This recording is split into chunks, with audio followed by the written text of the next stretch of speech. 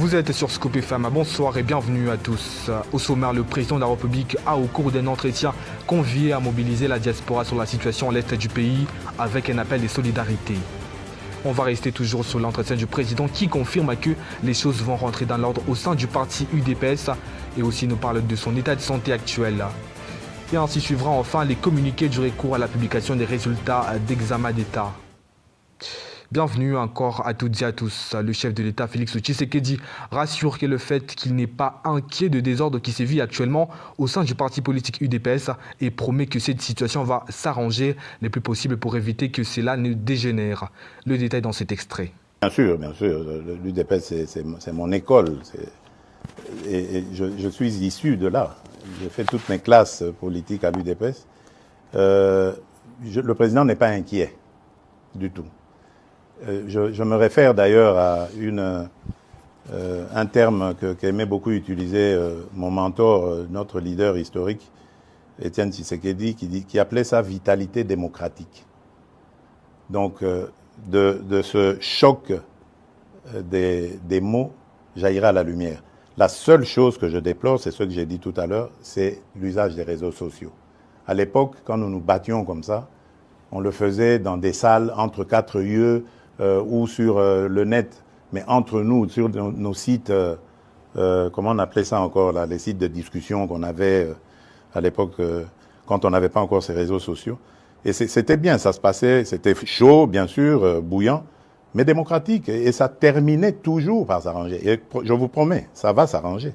Je ne suis pas du tout inquiet. C'est des choses qui arrivent.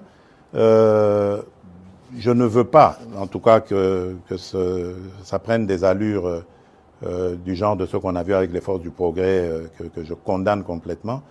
Mais je tiens à ce que...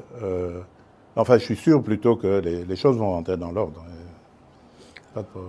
Le président de la République, Félix Antoine Tshisekedi, parle de son état de santé actuel et dit qu'il a réussi une prise en charge médicale et a observé après un moment de convalescence. Il tient à rassurer aux Congolais qu'il est en forme et prêt à revenir aux affaires. Suivez. Très bien, je crois que ça se voit. Je vais très bien. En fait, j'ai tout simplement fait accepter une prise en charge de mon premier médecin de 2022 que j'avais invité à Kinshasa parce que je ne voulais pas bouger de Kinshasa, même s'il devait y avoir une intervention chirurgicale. Et donc, en le faisant venir, il a apprécié évidemment le matériel que nous avons à l'hôpital du Camp Tchatchi, mais il a préféré, pour être sûr et couvert par ses assurances, que je vienne ici moi-même et qu'il examine cela. Ce que j'ai fait.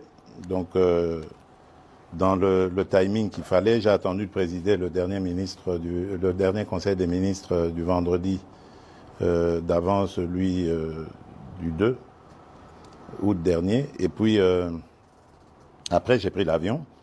Les examens se sont très bien passés et je devais observer un petit moment de convalescence pour pouvoir retourner. Et là, je suis en forme et prêt à revenir aux affaires. On parle toujours du président de la République, Félix Tshisekedi Tshilombo, a eu au cours d'un entretien accordé à la radio Top Congo parler de Moïse Katumbi qui aurait eu une pression des siens pour Ensemble pour la République se retrouve dans les institutions. Ses propos sont mal digérés par les camps Katumbi. Suivez ici John Mbangu de Ensemble pour la République, joint au téléphone par Christian Muchompa. Quant à la sortie de M. Tshisekedi, c'était une sortie ratée parce que le Congolais s'attendait à ce que M. Tshisekedi s'assume. Au lieu de se comporter comme d'habitude en accusant les uns et les autres au moment où le pays va très mal. Et même quand il s'est encore permis de s'attaquer à certaines personnalités comme Moïse Katumbi, on comprend que c'est parfois par ignorance parce que Katumbi n'a jamais été quelqu'un qui cède face à une quelconque pression. Jamais Katumbi de sa vie a eu à céder face à une pression. Et personne n'a fait pression à Moïse Katumbi. Et si aujourd'hui nous avons les gens qui siègent au niveau de l'Assemblée nationale ou encore au Sénat au niveau des assemblées provinciales, c'est parce que ceux qui siègent pour les comptes de Ensemble et Alliés avaient eu réellement les suffrages du peuple congolais, n'avaient pas triché, comme c'est le cas des gens du camp de M. Tshisekedi qui avaient des machines à voter. Et d'ailleurs, Moïse Katumbi étant démocrate, il avait laissé libre choix au parti, bien sûr aux organes du parti de pouvoir décider Et les organes avaient décidé, avaient opté pour le respect de la volonté du peuple qui avait élu les députés de Ensemble et Alliés.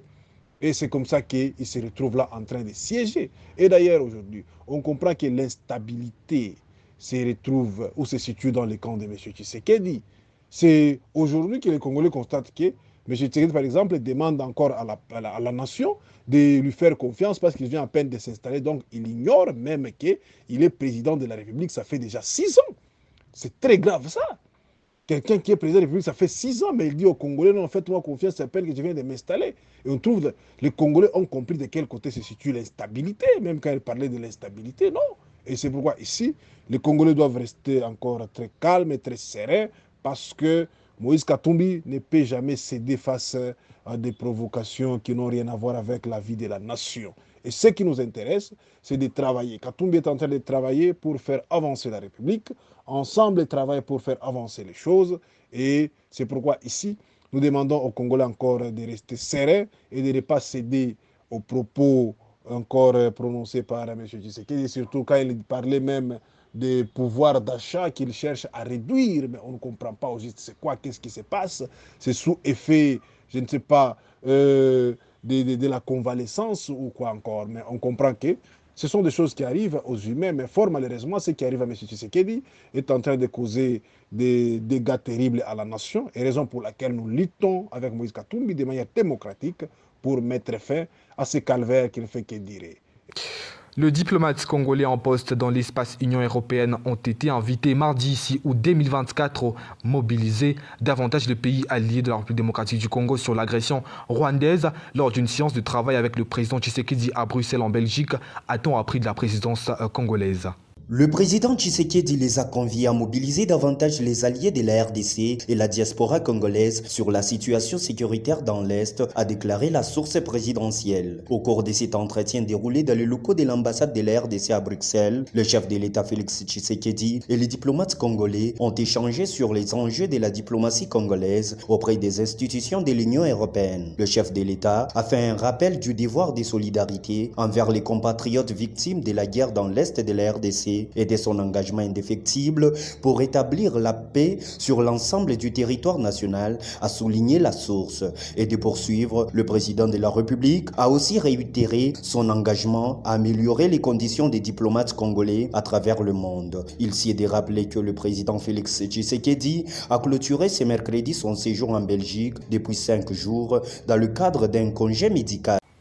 Le recours à la publication des résultats de l'examen d'État, un communiqué adressé à son Excellence Madame la Ministre de l'Éducation nationale et Nouvelle Citoyenneté, nous, représentants syndicales des élèves de la province de la Tchopo, ayant présenté dans l'édition de l'examen d'État 2023-2024 dans la dite province, nous avons le regret de vous transmettre ces dons. L'objet est repris à la marche de vous informer que par rapport à un taux d'échecs orchestrés dans les options techniques dans notre province de la Tchopo, étant très sociaux de voir les conditions auxquelles nous avons étudié les dépenses accumulées et sacrifices au long de l'année scolaire passée, nous vous demandons en tant que responsable de la tutelle de s'impliquer personnellement dans cette affaire et revoir la correction des examens d'État de l'option technique construction sociale mécanique sur toute l'étendue du territoire national, en particulier dans la province de la Tchopo. Plus de 500 copies, espérant que notre recours retiendra votre particularité. Attention, pour une suite favorable, veuillez agréer l'Excellence Madame la Ministre. Un autre communiqué, celui du ministère de la Justice, durant ce week-end de l'actualité, a été dominé notamment par les propos d'un compatriote au nom de M. Jaël Kitenge Dimondja, avocat de son État, qui, dans une vidéo postée sur la toile, est devenue virale, s'en est pris publiquement au commissaire provincial de la police nationale, ville de Kinshasa, général Blaise Kilimbalimba. Ces propos relayés en masse sur les réseaux sociaux ont eu un écho très négatif, tant sur les plan international qu'international, et ont terni l'image du pays et des institutions. Il s'agit là ni plus ni moins d'un acte de défi contre l'autorité de l'État et contre une institution établie. Son Excellence, Messieurs les ministres d'État, ministre de la Justice et garde des Sceaux, porte à la connaissance de l'opinion tant nationale qu'internationale qu'en considération de la gravité des faits dénoncés, il vient d'instruire les parquets d'ouvrir les enquêtes et d'engager, s'il y a lieu, des poursuites pour appréhender l'auteur de ces propos aux fins d'un procès conformément au prescrit de la loi. On continue cette édition. Joseph Kabila prépare une insurrection. L'AFC, c'est lui. Félix Tshisekedi. On écoute le président de la République.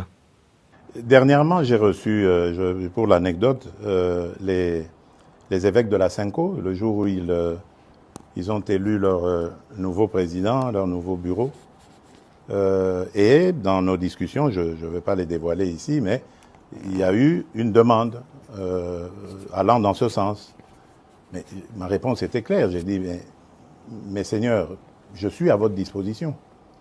Je ne demande que ça. Mais dites-moi, comment vais-je m'y prendre? J'ai pris l'exemple que de trois opposants. J'ai commencé par Martin Fayoulou. Je dis, mais il n'a jamais reconnu les résultats des dernières élections. Comment est-ce qu'il acceptera ma main tendue? Moïse Katumbi était prêt à faire la même chose. Il avait même fait la même chose, mais grâce, évidemment, à la pression des siens, il a accepté qu'il rentre dans les institutions, mais lui reste borderline. Joseph Kabila, n'en parlons pas. Lui, il a carrément boycotté les élections et prépare une insurrection, parce que l'AFC, c'est lui. Merci de nous avoir suivis, réalisé par Steve Micha et sous la coordination de Christian Mouchompa. Au revoir et bonne soirée à vous.